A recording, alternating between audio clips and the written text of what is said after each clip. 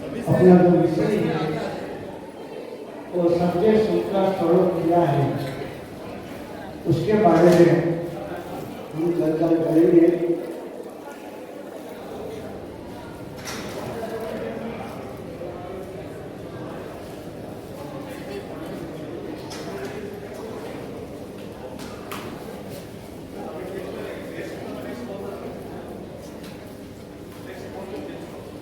तो हमारा जो विषय है वो सत्य सुख का स्वरूप क्या है उसके बारे में हम चर्चा करेंगे।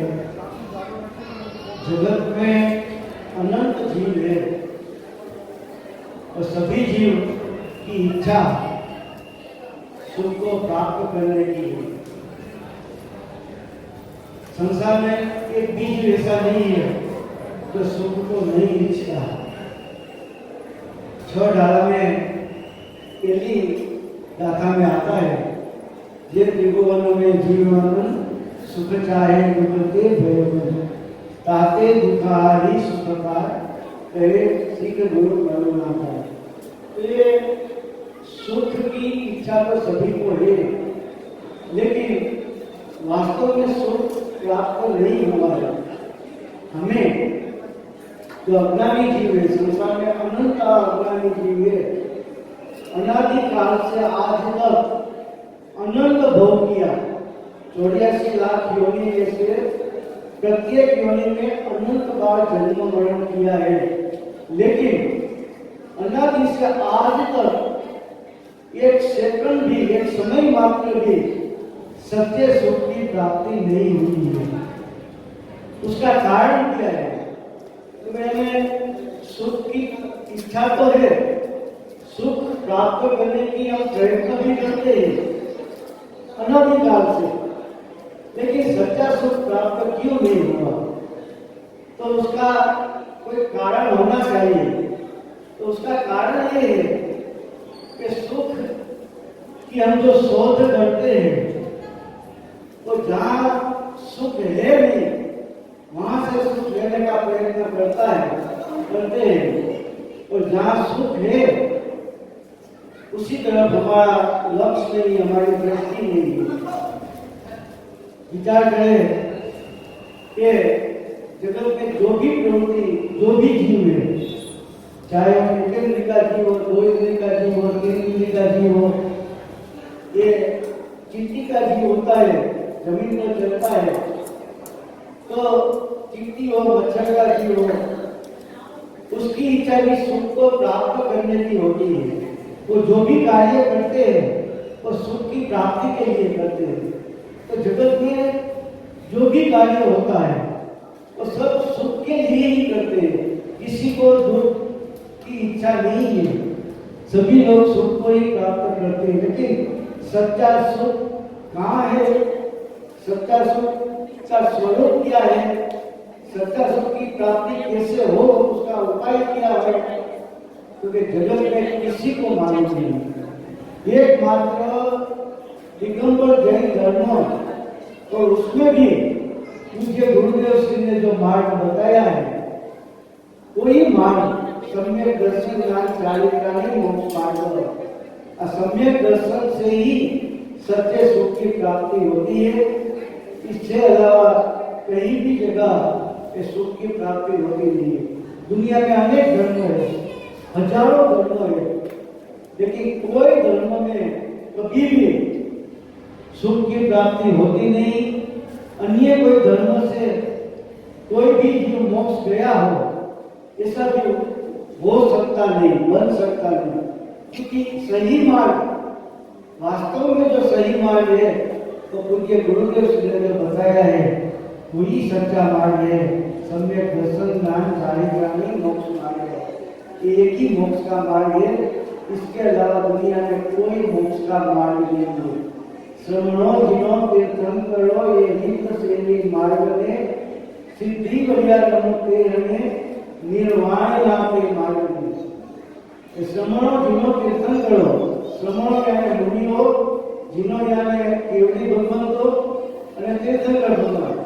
मुनियो केवली भगवंत અને तीर्थंकर जो भी मोक्ष गए हैं वो यही एक ही मार्ग है। सम्यक दर्शन ज्ञान चारित्र के मोक्ष मार्ग से ही मोक्ष की प्राप्ति उसको हुई है। इसके अलावा दुनिया में कोई मार्ग नहीं है। तो हमें सुख प्राप्त करना है तो उसका उपाय क्या है? जैसे कस्तूरी मृग होता है तो कस्तूरी मृग की नाभि में कस्तूरी होती है तो उसमें से सुगंध आती है, तो लेकिन तो मृग को मालूम नहीं है कि कस्तूरी मेरी नाभि में है, तो उसको मालूम नहीं है। लेकिन सुगंध के लिए चारों ओर घूमते, जंगल में चारों ओर घूमते और सुगंध के लिए, लेकिन वास्तव में वो कस्तूरी अपनी नाभि में ही है, वहां से ही सुगंध आती है, लेकिन उसको मालूम नहीं है। जैसे हमें सुख हमारा आत्मा में है, सुख नाम का गुण हमारा आत्मा में है, तो यहाँ से हमें सुख की प्राप्ति होगी, लेकिन बाहर में से हमें सुख की प्राप्ति नहीं होगी। लेकिन हम प्रयत्न क्या करते हैं? सुख लेने के लिए 5 इंद्रिय का विषय, उसमें से सुख लेने के लिए प्रयत्न करते हैं। पैसा ऐसे सुख लेने के प्रयत्न करता है, ये मान सम्मान सत्ता, उसमें से हमें सुख लेने का प्रयत्न करते हैं। लेकिन ये कोई सच्चा उपाय नहीं है, क्योंकि उसमें सुख नाम का गुण ही नहीं है। सुख नाम का गुण अपने आत्मा में है, आत्मा में सुख नाम का गुण है, वहां से सुख की प्राप्ति होती है। इसके अलावा बाहर से सुख की प्राप्ति नहीं होती है। ये छोटा सा दृष्टांत आता है, वो प्रचलित दृष्टांत है कि कोई वृद्ध बहन था, वो घर के बाहर आंगन में नीचे नमकर सो रहे थे कुछ, तो सांझ का समय था, शाम का समय था। यहाँ से कोई युवक निकला, उसने तो वृद्ध माँ जी को बोला कि बहन आप क्या सोच रहे हो, मैं आपको मदद करूँ, आपकी हेल्प करूँ। तो उसने बताया कि भाई मेरी सुई है, तो सुई खो गई है, तो उसकी मैं सोच कर रहा हूँ, क्योंकि मैं आपको मदद करूँ। कहाँ वो सुई कहाँ खो गई, मैं आपको मदद करता हूँ। क्योंकि बेटा सुई तो अंदर रूम में खो गई है, लेकिन रूम में अंधेरा है और बाहर में अजवाला है, इसलिए मैं बाहर में उसकी सोच करता हूँ। सोई बाहर ઘરમાં રૂમમાં ખોવાઈ ગઈ છે અને ફળિયામાં એની શોધ કરે છે, ઘરથી અજવાળું છે, પણ એ ક્યારે એને પ્રાપ્ત નહીં થાય। તો ऐसे सुख के उसके बाद का जो स्लाइड है, उसमें जगत के सभी जीव सुख से सुख पाने की यथार्थी जीव की प्रवृत्ति और जीव को वास्तव में सच्चा सुख प्राप्त हुआ है या नहीं हुआ है, तो उसके बारे में मैं चर्चा आगे करते हैं। उसका बाद का जो मुद्दा है, तो सुख हम लेने की प्रवृत्ति जो करते हैं, वो व्यक्ति इनमें से तेल निकालने की प्रवृत्ति जैसी होती है। व्यक्ति में से तेल कभी निकलता नहीं है, तल में से तीन में से तेल निकलता है, लेकिन हम प्रवृत्ति ऐसी करते हैं कि व्यक्ति को पीते हैं, तो हमारी इच्छा ऐसी है कि उसमें से तेल निकाले, पर उसमें तेल है नहीं तो कहाँ से आएगा? तो आत्मा में सुख है, बाहर में सुख है नहीं, तो सुख कहाँ से आएगा? तो ऐसा हमारी प्रवृत्ति है। दूसरा मुद्दा है दुख उत्पत्ति का कारण जीव का मिथ्यात्व है। हमें जो दुख प्राप्त हुआ है, तो दुख जो हुआ होता है, तो दुख का कारण क्या है? हमें जो दुख मिलता है 24 घंटा पूरा अनादि काल से आज तक मात्र न मात्र दुख की ही प्राप्ति हुई है। तो दुख होने का मुख्य कारण क्या है? वैसे शास्त्र में कर्मबंध का 4 कारण बताया है कि विद्यात्व, अविरति, कषाय और योग, ये कर्मबंध का 4 कारण है। और ये 4 कारण में से मिथ्यात्व है तो सबसे ज्यादा मेन कारण है, क्योंकि सभी पापों का उत्पत्ति स्थान, उसकी माता, उसका जन्म स्थान वो मिथ्यात्व है। वो मिथ्यात्व के कारण ही हम जे कोई प्रवृत्ति, गलत प्रवृत्ति जो भी करते हैं उसका मुख्य कारण हमारा मिथ्यात्व है, हमारी विपरीत मान्यता है। तो मिथ्यात्व क्या है? कि जीव की विपरीत मान्यता है। विपरीत मान्यता क्या है? कि आत्मा का स्वरूप, आत्मा के हिसाब से बात करें तो आत्मा का स्वरूप गुरुदेव हमको भगवान कहकर बुलाते हैं। सुवर्णपुरी संगत में रोज सुबह में गुरुदेव का टेप करते हैं, तू परमात्मा से नक्की कर, तू परमात्मा से निर्णय कर, तू परमात्मा से अनुभव कर। गुरुदेव हमें परमात्मा कहते बुलाते हैं, आचार्य भगवान हमें परमात्मा कहते बुलाते हैं। नियम साल में 47 नंबर के दादा में उनको दादा जो ऐसे कहते हैं कि जेवा जीवो से सिद्धिगत तेवा जीवो संसारे से તેથી જન્મ મરણાથી હિંદને અષ્ટગુણ સંયુક્ત છે कि जैसा संसारी जीव वैसा ही सिद्ध भगवान है, उसमें कोई फर्क नहीं है। तो हमारा स्वभाव के आश्रय से देखा जाए, सामर्थ्य के हिसाब से देखा जाए, आत्मा के गुण के हिसाब से देखा जाए तो जैसा निगोद का जीव का सामर्थ्य है, जितना गुण है, जितना जैसा उसका स्वभाव है उतना ही गुण, उतना वैसा ही स्वभाव, उतना ही सामर्थ्य सिद्ध भगवान में है। सिद्ध भगवान में और निगोद का जीव में कोई फर्क नहीं है। उसका स्वभाव से देखा जाए, सामर्थ्य से देखा जाए, उसका गुणों से देखा जाए तो सिद्ध भगवान में अनंत गुण है, उतना ही गुण निगोद का जीव हो, नारकी का हो, तिर्यंस का हो, जो भी जीव हो, तो संसार के सभी जीवों में इतना ही गुण है। तो हमारा जो दुख का मूल कारण हमारा मिथ्यात्व है। तो हमारी विपरीत मान्यता, आत्म संबंधी हमारी विपरीत मान्यता क्या है? तो सर्वज्ञ भगवान की वाणी में ये बात आई है कि हमारा जो जीव है वो परमात्मा स्वभावी है। मतलब कि हम वास्तव में वर्तमान में ही परमात्मा है।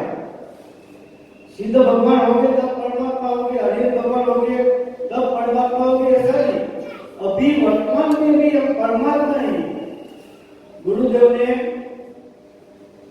का प्रवचन चलता था, उसी समय कोई गुरुदेव ने ऐसा बताया कि आप तो सब परमात्मा हो।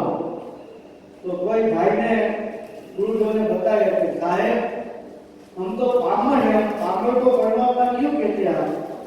तो गुरुदेव ने बताया कि भाई मैं पामर को परमात्मा नहीं कहता हूँ, मैं प्रभु को परमात्मा कहता हूँ। आप प्रभु और प्रभु को मैं परमात्मा कहता हूँ। तो वैसा हमारा परमात्मा स्वभाव होने पर भी हम हमारी जात को क्या मानते हैं कि मैं पुरुष हूँ, मैं स्त्री हूँ, मैं छोटा हूँ, बड़ा हूँ, युवान हूँ, पैसा वाला हूँ, गरीब हूँ, गोरा हूँ, काला हूँ। तो हमारी जात को हम वर्तमान पर्याय जैसा मानते हैं। परमात्मा हमारी जात को नहीं स्वीकार करते। हम ऐसा नहीं मानते कि मैं परमात्मा हूँ। तो ये हमारी एक गलत मान्यता है। दूसरी, गुरुदेव का महान सिद्धांत है द्रव्य की स्वतंत्रता सिद्धांत है कि एक द्रव्य दूसरा द्रव्य का कुछ करता नहीं है। लेकिन हम ऐसा मानते हैं कि हम पर पदार्थ का कार्य करते हैं, कर्ता कर्म अधिकार सबके साथ में है। तो उसका बताया आचार्यों ने कि दरेक द्रव्य स्वतंत्र है, कोई द्रव्य अन्य द्रव्य का कुछ भी कार्य करता नहीं है। तो बेन रोटी बनाता है, ये व्यवहार का कथन है। रोटी अपनी गांव की, अपनी गेहूं की अपनी योग्यता से रोटी बनती है, वो बेन नहीं बनाते। एक कुम्हार घड़ा बनाता है, ऐसा व्यवहार का कथन है। वास्तव में मिट्टी स्वयं अपनी योग्यता से, अपना उपादान कारण से वो घड़ा रूप की अवस्था को प्राप्त होती है। वो कुम्हार घड़ा नहीं बनाता है, वो एक व्यवहार का कथन है। तो ऐसा एक पर पदार्थ का अकर्ता होने पर भी हम क्या मानते हैं कि मैं कार्य करता हूँ, कि पैसा मैं कमाता हूँ, कि कुटुंब परिवार का भरण पोषण मैं करता हूँ, तो शरीर का कार्य मैं करता हूँ, कि रसोई मैं बनाता हूँ। तो मैं करता हूँ ऐसी कर्तृत्व बुद्धि दरेक समय पर हमारी चलती रहती है, वो हमारा विद्यात्म है। तीसरा, जो भी कार्य होता है उपादान कारण से होता है, निमित्त से नहीं होता। निमित्त की हाजिरी होती है, लेकिन कार्य उपादान कारण से होता है। लेकिन हम ऐसा मानते हैं कि निमित्त से ही कार्य होता है। पानी गैस पर मूकते, गैस जलाते पानी उष्ण होता है, तो हमें ऐसा ही लगता है कि गैस जलाया तो अग्नि के कारण पानी उष्ण हुआ। वास्तव में देखा जाए तो अग्नि के कारण पानी में उष्णता नहीं आई है। पानी में जो उष्णता आई वो पानी की योग्यता के कारण आई है। उसी समय अग्नि का निमित्त है, निमित्त बना अग्नि का है, लेकिन अग्नि के कारण पानी उष्ण नहीं हुआ है। तो ये हमारी निमित्त आदि दृष्टि है कि हम निमित्त से कार्य होता है ऐसा मानते हैं, उपादान से कार्य होता है ऐसा नहीं मानते, वो भी हमारी गलत मान्यता है। तो ये ऐसा तत्व सूत्र में अग्रहित विद्यात्व का 29 प्रकार बताया है। तत्व का 8 प्रकार है। પછી पुण्य में उपादेय बुद्धि है, वो भी एक अग्रहित विद्यात्व का लक्षण है कि पुण्य अच्छा है, पुण्य करने जैसा है, पुण्य से लाभ है, ऐसा हमारी जो मान्यता है वो भी एक अग्रहित अनादिकाल से चला हुआ विद्यात्व है। सभी दुखों का मूल कारण ये विद्यात्व है। और विद्यात्व का पाप कितना बड़ा है। देखो, जगत में जो भी पाप है, 5 प्रकार का महापाप है, 7 प्रकार का व्यसन है, हिंसा, झूठ, चोरी, मैथुन, परिग्रह, कसाई, विषय, नो कसाई, जितना भी जगत में पाप है वो सब पाप को एकला करें, एक बाजू एक साइड में रखे और दूसरी साइड में विद्यात्व का पाप रखे। तो विद्यात्व का पाप है वो मेरु पर्वत जैसा है, और बाकी का सभी पाप है, दुनिया में जो भी पाप है उसको जो एकला करे तो वो चावल का दाना जितना पाप है। तो विद्यात्व का पाप भी मूल पाप है, मुख्य पाप है। और इसीलिए गुरुदेव ने विद्यात्व दूर करने का ही उपाय बताया है। गुरुदेव का विषय में जो भी विषय चलता है, चाहे जो भी अनुयोग का विषय हो, उसका मुख्यता सम्यक दर्शन प्राप्त करने की होती है, क्योंकि हमारा मूलभूत दुख का कारण ही मिथ्यात्व है। अगर मिथ्यात्व का नाश हो जाएगा तो दुख का भी अभाव हो जाएगा और सत्य सुख की प्राप्ति हो जाएगी। उसके बाद का जो मुद्दा है, तो जीव की 4 प्रकार की इच्छा होती है। इंद्रिय विषय की प्रवृत्ति, कसाय अनुसार कार्य करने की प्रवृत्ति, पाप का उदय दूर करने की प्रवृत्ति और पुण्य का उदय भोगने की प्रवृत्ति। ये 4 प्रकार की जीव की मुख्य 4 प्रकार मुख्य प्रकार है। उसका पेटा विभाग भी हो सकता है, लेकिन मुख्य 4 प्रकार है। इंद्रिय विषय की प्रवृत्ति, तो दरेक जीव की 5 इंद्रिय का विषय भोगने की प्रवृत्ति की इच्छा 24 घंटे रहती है, निरंतर रहती है। दूसरी इच्छा क्या होती है? कसाय अनुसार कार्य करने की। क्रोध, मान, माया, लोभ, हास्य, रति, अरति, भय, शोक, जुगुप्सा, स्त्री में, पुरुष में, नर, नपुंसक में। तो के 9 कसाय, 4 कसाय, तो के 25 प्रकार का कसाय अनुसार कार्य करने की प्रवृत्ति। किसी का दुश्मन हो तो दुश्मन का बुरा हो जाए, ऐसी हमारी भावना, ऐसी इच्छा होती है कि हमारा दुश्मन है तो उसका सत्यानाश हो जाए, उसका बुरा हो जाए। तो ये कसाय अनुसार कार्य करने की प्रवृत्ति है। तीसरी प्रवृत्ति है पाप का उदय दूर करने की प्रवृत्ति। हमारा जो जीवन में पाप का उदय आता है उसको दूर करने के लिए हम प्रयत्न करते हैं। पुण्य का उदय दूर करने के लिए प्रयत्न नहीं करते, क्योंकि पुण्य का उदय में अनुकूल संयोग मिलता है, उसमें हमें सुख लगता है। अनुकूल संयोग में हमें कोई दिक्कत नहीं है, लेकिन प्रतिकूल संयोग आता है, पाप कर्म का उदय आता है, तो उसी समय हमें प्रतिकूलता में दुख होता है, आकुलता होती है। तो प्रतिकूलता कैसे दूर हो उसके लिए हम उपाय करते हैं। हमारा जीवन में से पाप का उदय कैसे दूर हो जाए, तो प्रतिकूलता कैसे दूर हो जाए, तो ऐसी प्रवृत्ति करते हैं। और चौथा है वो पुण्य का उदय भोगने की प्रवृत्ति। हमने जो पुण्य का उदय मिला है वो पुण्य का उदय भोगने के लिए हम प्रवृत्त होते हैं, वो हमारी इच्छा होती है। लेकिन ये 3 प्रकार की जो इच्छा है ना, पहली, दूसरी और तीसरी, कि 3 प्रकार की इच्छा पूर्ण कब होती है।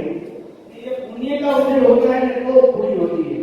पहली 3 प्रकार की इच्छा है, 3 प्रकार की, वो कब पूर्ण होती है कि पुण्य का उदय होता है तो बाकी की जो इच्छाएं पूर्ण होती है।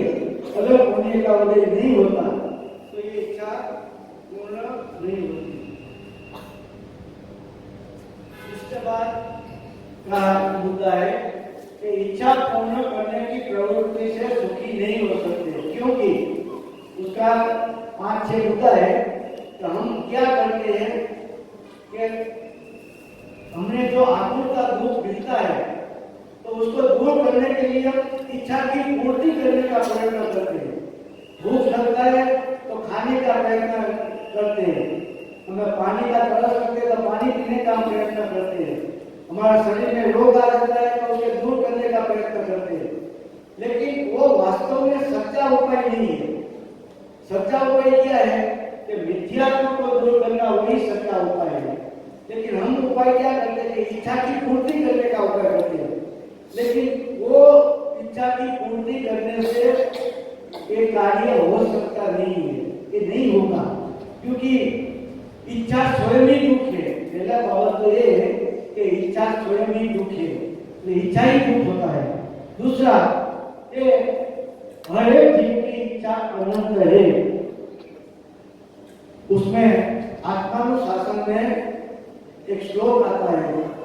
इस श्लोक में ऐसा बताया है कि दरेक जीव की इच्छा कितनी है, जगत में जीव कितना है, अनंत है। जीव अनंत है, पुद्गल जीव से भी अनंत गुना है, धर्म आकाश एक द्रव्य है और असंख्यात कारण है। तो अनंता जीव है। एक आलू की सुई जैसी कटकी में अनंता जीव है। आखा लोक में एक सूक्ष्म निगोर का जीव भी बड़ा पड़ा हुआ है। अनंत अनंत अनंत अनंत जीव है इस जगत में। तो अनंता जीव है। तो आत्मानुशासन में गुणभद्र आचार्य ने श्लोक उसमें रखा है। उसमें ये बात बताई है कि हर एक जीव की इच्छा कितनी होती है।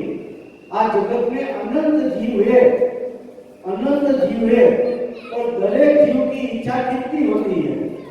तो उसके लिए गुणभद्र आचार्य ने ऐसा बताया है कि कोई जमीन में कोई गड्ढा, कोई कुआं, गहरा होगा कुआं हो, गड्ढा हो, तो उसमें जिसमें अंदर डालते हैं तो उड़ा जाता है, उड़ जाता है। लेकिन ये जीव की इच्छा कितनी है। तो आत्मानुशासन में आचार्य ने ये बताया कि हर एक जीव की इच्छा इतनी होती है कि एक जीव को, जीव अनंत है, इस जगत में अनंत जीव है। एक आलू की कटकी में अनंत जीव है, और सूक्ष्म निगोर का जीव तो पूरे लोक में भरा पड़ा हुआ है। तो तीर्थ का, रण का, मनुष्य, देव, जीव, निगोर का जीव, अनंत अनंत अनंत अनंत अनंत जीव है।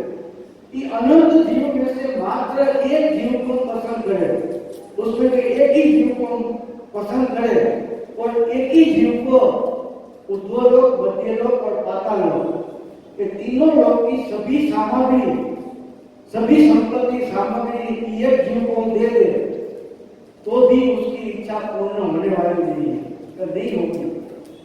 तो 3 लोक का सामर्थ्य उसको दे दे तो भी उसकी इच्छा पूरी नहीं होगी, क्योंकि जीव की इच्छा अनंत है, प्रत्येक जीव की।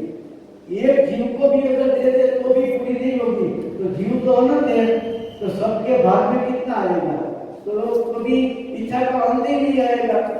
हम विचार करें, यहाँ हम सब लोग बैठे हैं, यहाँ 200 खाना का पुरुष के जो भूख है वो सभी को दे और एक साथ में दौड़ के दे, और हम बोले कि भाई 12 बजा है, 12:30 बजे, आधा घंटा का समय है, आधा घंटा में आपको जो भी इच्छा हो वो दौड़ के आप लिखो, वो आपको मिल जाएगी। अब 30 मिनट का समय, 200 पेज का पुरुष के नोटबुक दिया, गोलपेन दिया, आप लिखते जाओ, आपकी जो भी इच्छा हो लिखते जाओ।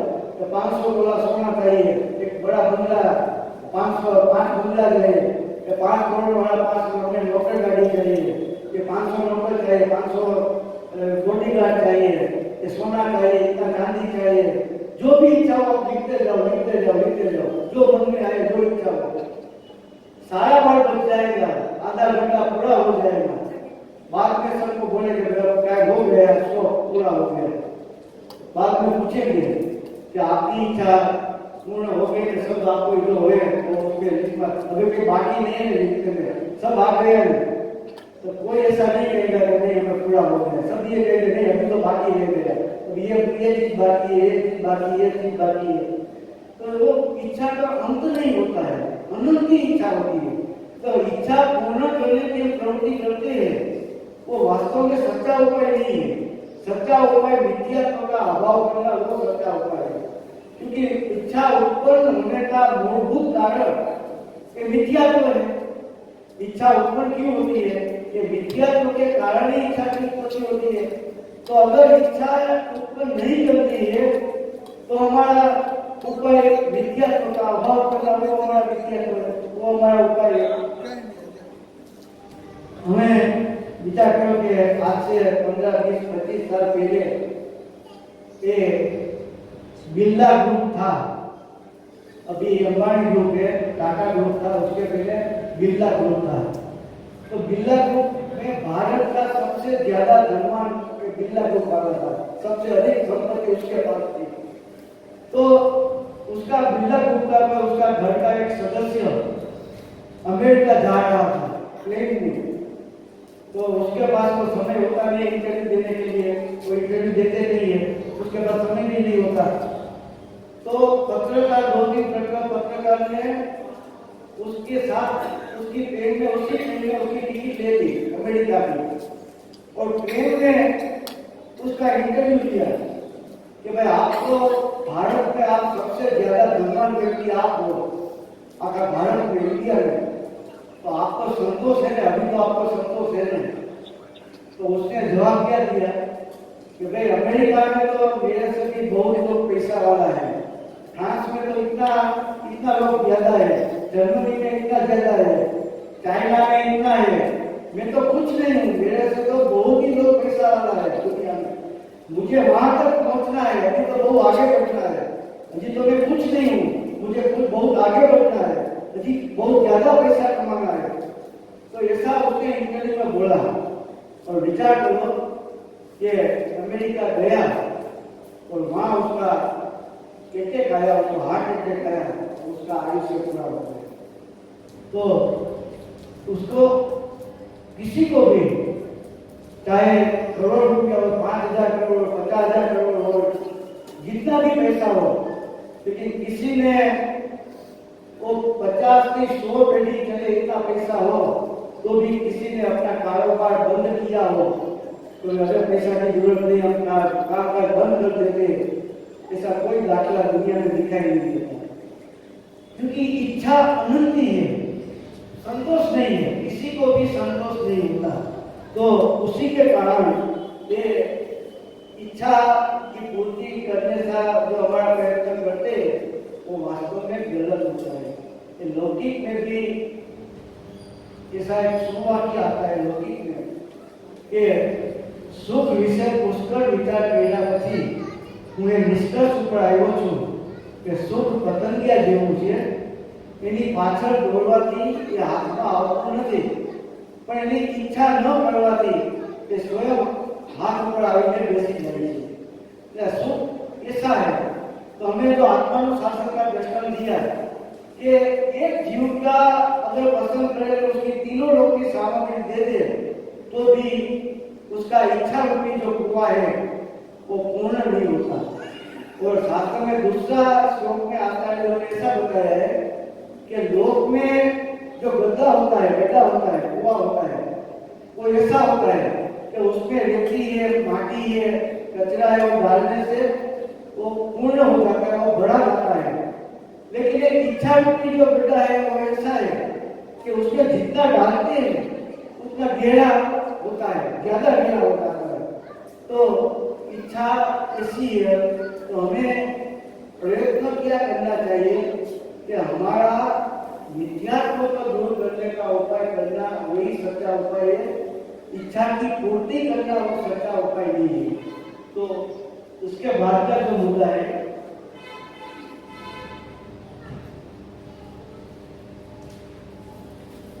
इच्छित पदार्थ से संतोष नहीं होता, लेकिन तृष्णा में दूसरा बी नंबर का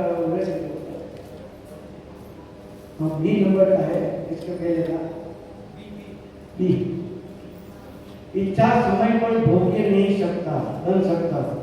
ये वेद्य वेदक भाव में समय साल में 216 नंबर की गाथा है। समय साल में वेद्य वेदक भाव एक ही समय में हो सकता नहीं है, वो बात बताइए आचार्य जी ने। तो उसमें हमें जो साधन मिलता है तब इच्छा नहीं होती है, तो दोनों का समय एक साथ नहीं होता, काल भेद होता है, उसमें समय भेद होता है। हम खाने की इच्छा करते हैं, इच्छा होती है कि हमें भूख लगी है और खाना है, तो उसी समय खाना हाजिर नहीं होता।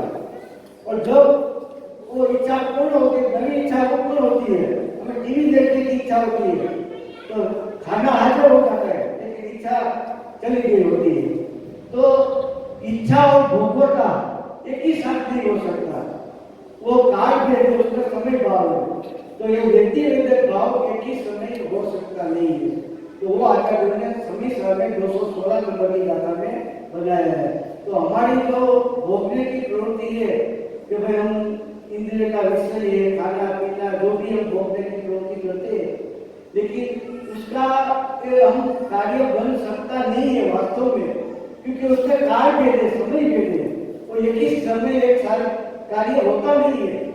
जैसे हम टीवी देखते हैं, तो टीवी देखते हैं तो टीवी देखना और सुनना हमें ऐसा लगता है कि दोनों एक साथ होता है, लेकिन वास्तव में एक साथ नहीं होता है।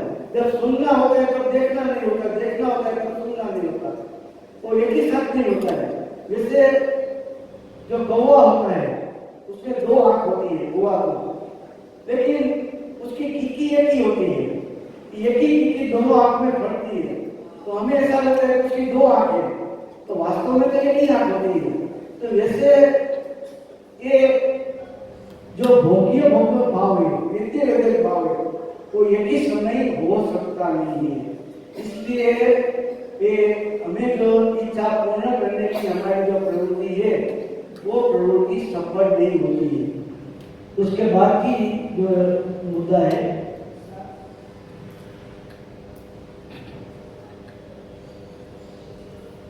इच्छा इच्छित पदार्थ से संतोष नहीं होता है, लेकिन तृष्णा में वृद्धि होती है। अग्नि में ईंधन डालने से अग्नि ज्यादा प्रज्वलित होती है।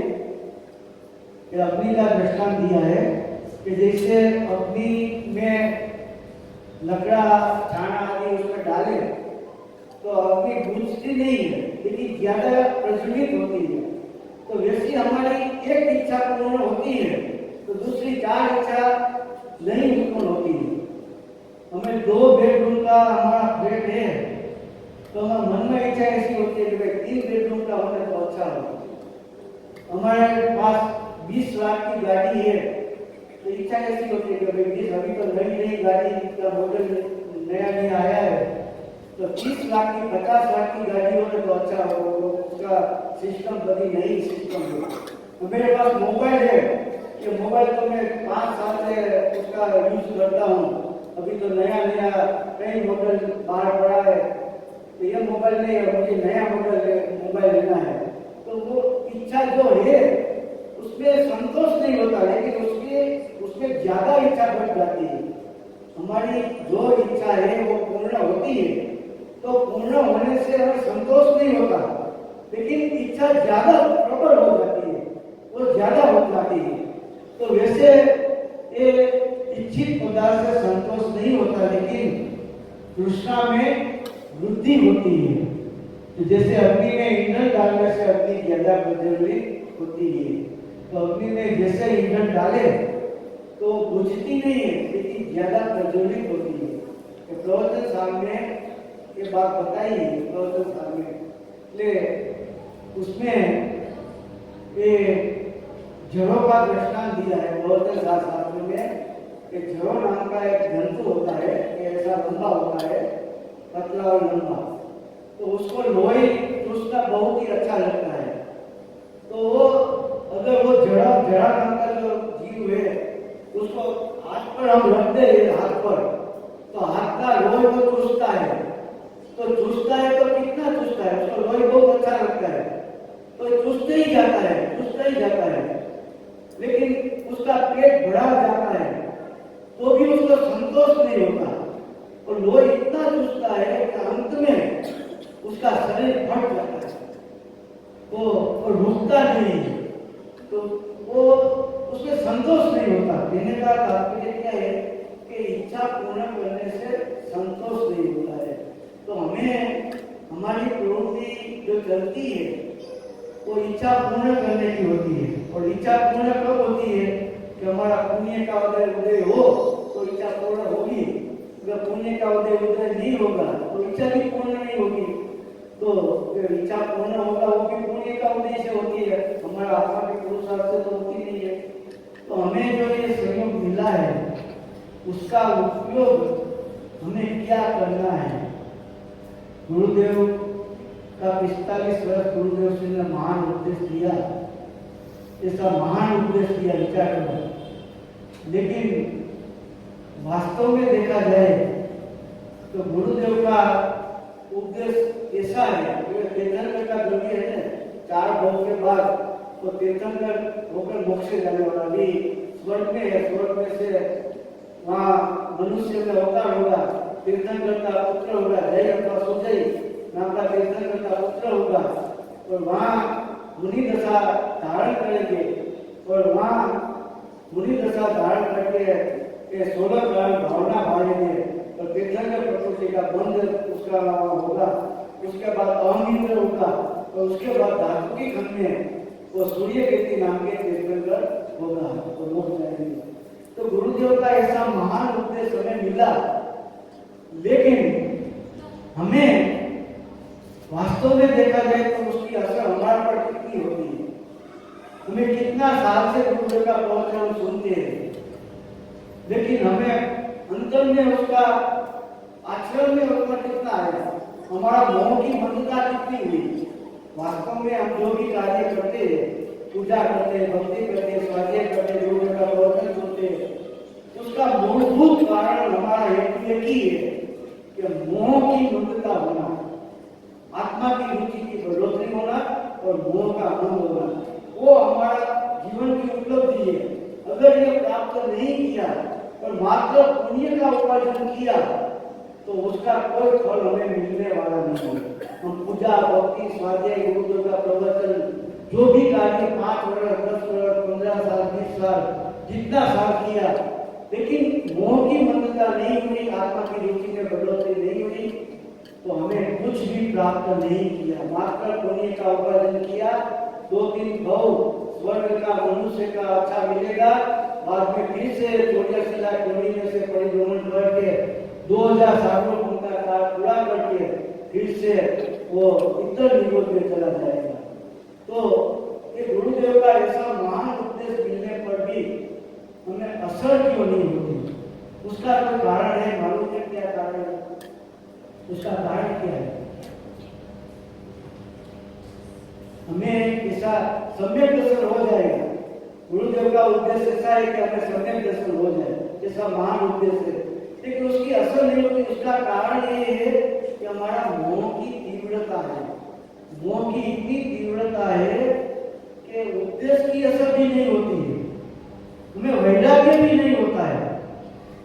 विचार करो, ये तीर्थंकर भगवान छोटा सा प्रसंग बनता है तो वैराग्य लेकर आता है, तो मुनि दशा लेकर जंगल में चले जाता है, किसी को ये पानी का बूंद फूटता है तो उसको वैराग्य आ जाता है, किसी को कोई का अवसान मरण देखकर वैराग्य आ जाता है, दूसरे भगवान को नीलांजना का मृत्यु देखकर वैराग्य आ गया, किसी को धातिस बन के वैराग्य आता है, किसी को सफेद ये माथे में एक सफेद लाल है किसी में दिखाई दे तो उसको वैराग्य आ जाए, और हमें वैराग्य विचार करें कि हमारा पूरा माथा सफेद हो जाए बाल, तो भी हमें वैराग्य नहीं आता है। उसका कारण मोह की तीव्रता है। जैसे कोई आदमी को बुखार आया हो और शरीर में 2-3 ताव हो और उसको अच्छे भोजन, रसगुल्ला है, मोहनथाल है, बेसूब है, अच्छा भोजन उसको दे कि भोजन है आप खाओ, तो वो उसका उसको रुचि नहीं होगी और खाने की इच्छा नहीं होगी। क्यों?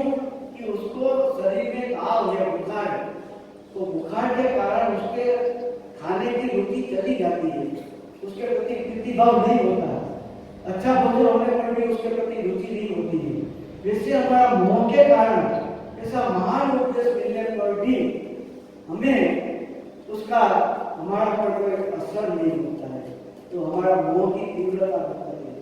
हम विचार करें कि हमें डायबिटीज हो गया हो, 300-350 डायबिटीज, घर में हम बैठे और एकदम पसीना आ जाए और शरीर में अशुभ हो जाए, हम डॉक्टर पास जाते हैं और डॉक्टर के पास जाकर बोलते हैं ऐसा हमें तकलीफ हो गई है, डॉक्टर निदान करते हैं और डॉक्टर कहते हैं कि भाई आपको डायबिटीज की तकलीफ हो गई है, 300 डायबिटीज अभी हुआ है, तो आपको ध्यान रखना चाहिए, ये दवा है, ये दवाई मैं देता हूँ, तो दवाई आप घर पे प्रतिदिन सुबह शाम में दवा देना और प्रतिदिन 1 घंटा वॉकिंग करना, तो डॉक्टर हमको सूचना देता है।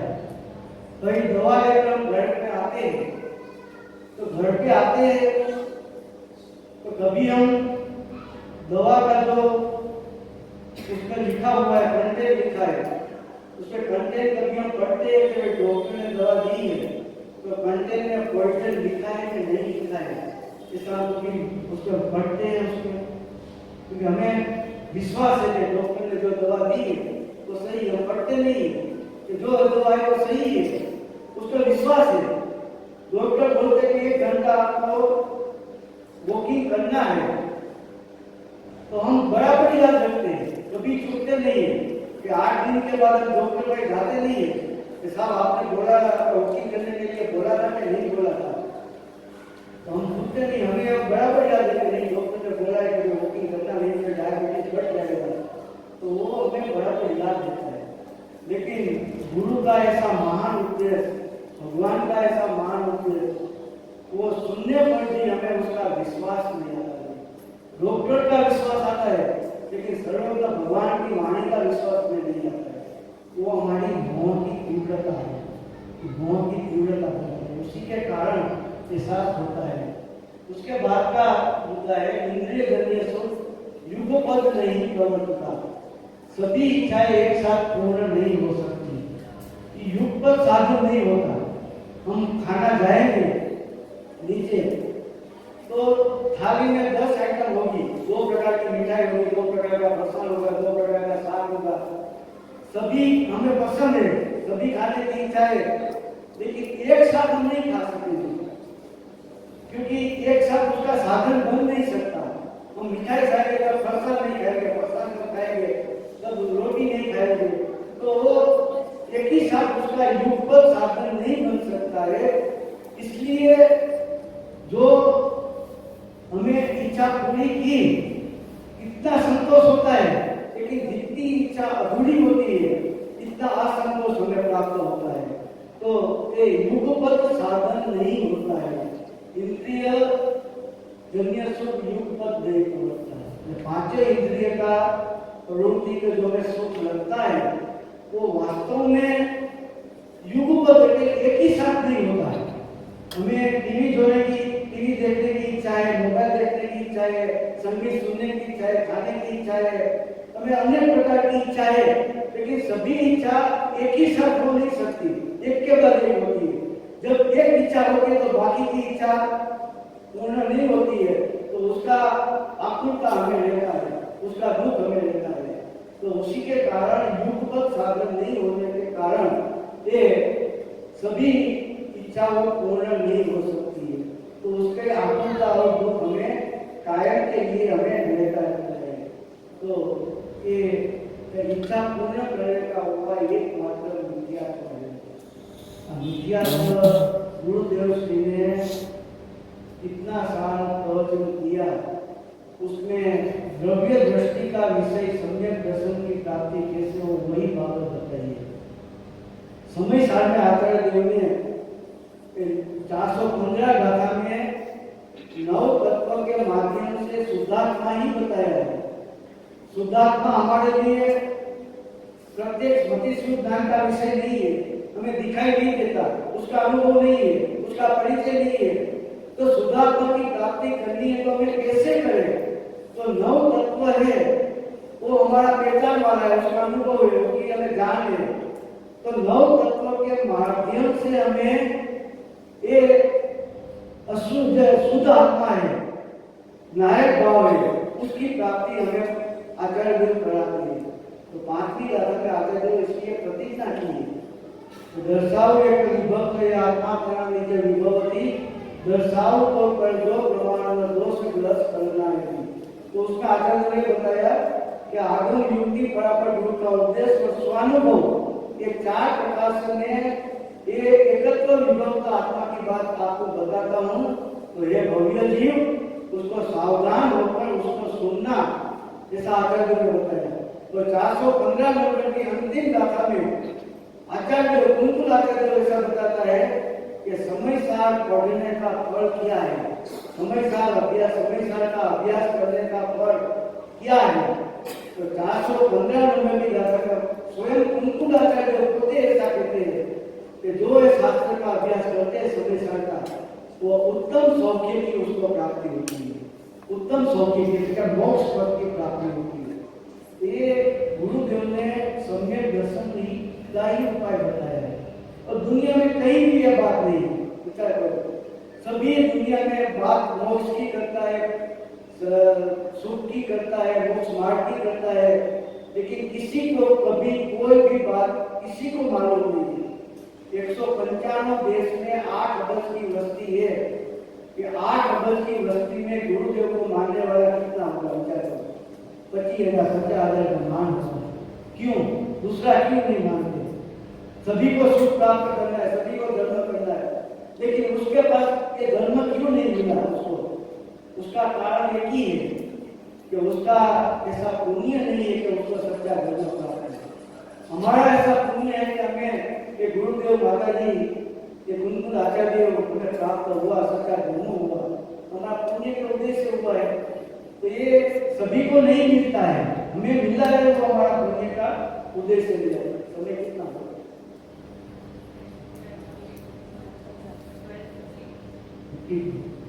समय पूरा हो गया। धन्यवाद।